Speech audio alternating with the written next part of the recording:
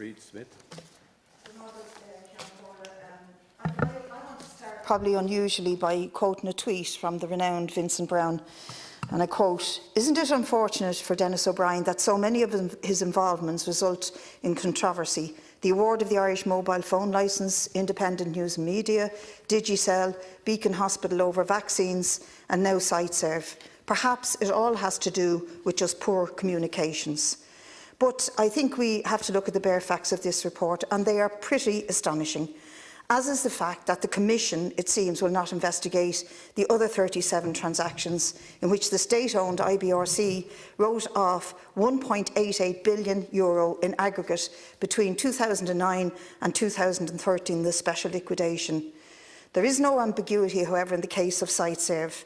A heavily indebted company manoeuvred the state via the IBRC to not only write off €118 million of a €162 million debt it had accumulated, but it manoeuvred the sale of SiteServe to benefit its own shareholders and directors.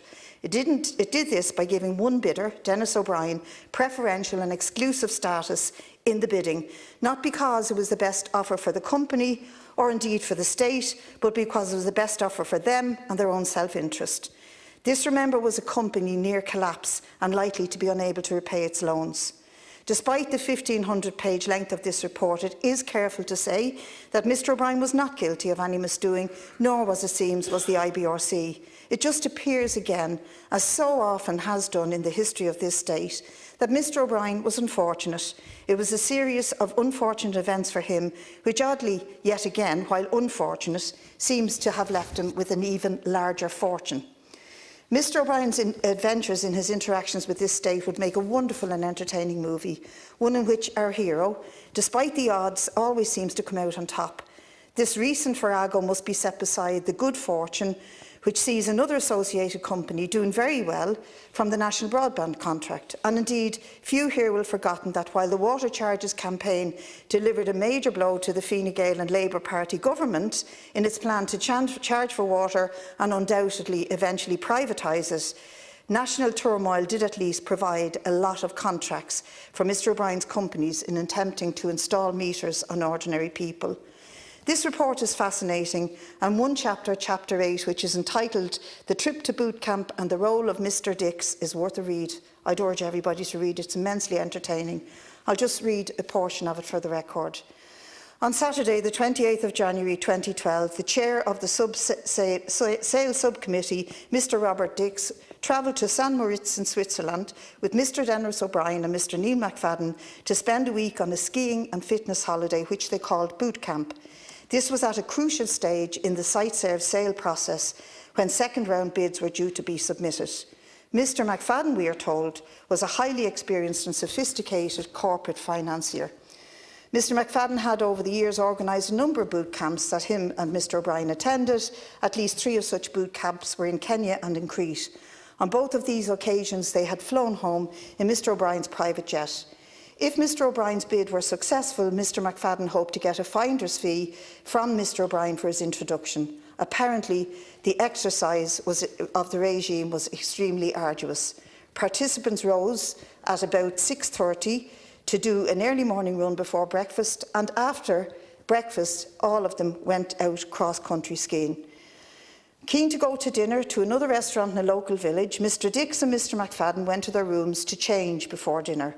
And whilst in the room, Mr Dix participated in an important telephone conference at approximately 6 o'clock with the company's corporate finance advisors, KPMG and Davy, during which he was updated on the second round bids. A glimpse into this world of the other Ireland, hidden from most people, an Ireland of corporate dealing facilitated by the state, made possible by the funds of ordinary people. An Ireland where a ski trip to a high-end Swiss luxury resort is called a boot camp, and where a deal, which the report finds cost at least €8 million, more than perhaps it should have, but which in reality cost us over €118 million in a write-off. A deal which will bestow enormous benefits on all present if it goes ahead, and that deal, at a crucial stage, is not discussed by those present in the boot camp. As they were all very sophisticated businessmen, they wouldn't dare to discuss it. The report confirms that our intrepid skiers didn't say a word about the deal. And I quote, "The Commission finds that the trip to boot camp did not have any influence on Mr O'Brien's second round trip. The Commission finds that Mr Dix and Mr O'Brien did not discuss any site-served bids at boot camp." And so ends the entertaining chapter. It seems that while the lads were quite properly never discussing the deal at the boot camp, the company co-founder, Niall McFadden, sent an email with confidential information to Dermot Hayes, an advisor to Denis O'Brien, who was in the race to buy the troubled services firm. Something else was happening at the very moment in another nearby Swiss resort. The 2012 World Economic Forum was taking place at Davos and had just ended, and this one is famous for where Enda Kenny, then Taoiseach, told the great and good of the world of finance that the crash and collapse of the Irish economy was explicable as a result of everyone having gone mad borrowing. Everyone, we all partied, as a previous Fianna Fáil finance minister explained. That same very week, Mr O'Brien was boot camping with friends, and the New York Times reported in that same week, Anglo-Irish Bank is poised to pay more than €1 billion on Wednesday to unsecured creditors, drawing criticism from Irish taxpayers who are paying the enormous bill for the country's bailout. The payment is part of Ireland's effort to shore up Anglo-Irish, a state-owned bank, now known as the Irish Bank Resolution Corporation, in a rescue that will ultimately top and could go beyond €47 billion or $61 billion. To be honest, given the sums dispensed by the state and the IBRC at that time, €8 million was hardly to be a major issue for those gathered in Davos or in St Moritz. We all partied, we all went mad borrowing. That was the context for this deal. That's how the great and the good explained the crash and the merciless austerity that it imposed on people in this country. I don't think Enda Kenny had in mind the reckless borrowing of the great and good when he made his remarks up the road from Denis and his mates in St Moritz.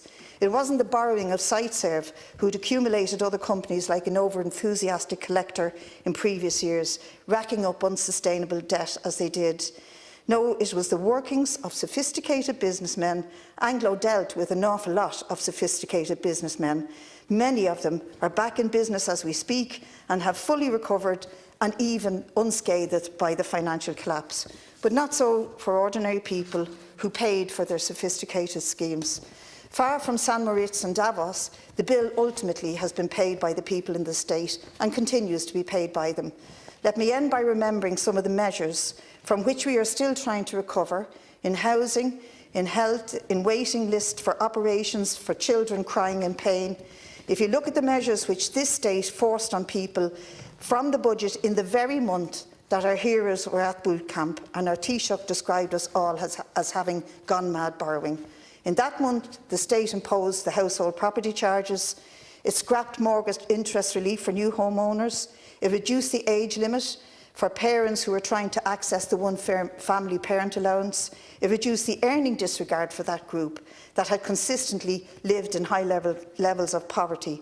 It cut the Back to Education allowance, it attacked community employment schemes, it cut child benefit payments for families with 3 children, it cut the Back to School clothing and footwear allowance, it cut benefits to carers, it cut fuel allowances, it cut hearing aid grants, it cut contributory and widows' pension entitlements, and we can't forget the massive cuts to the traveller funding and education budget.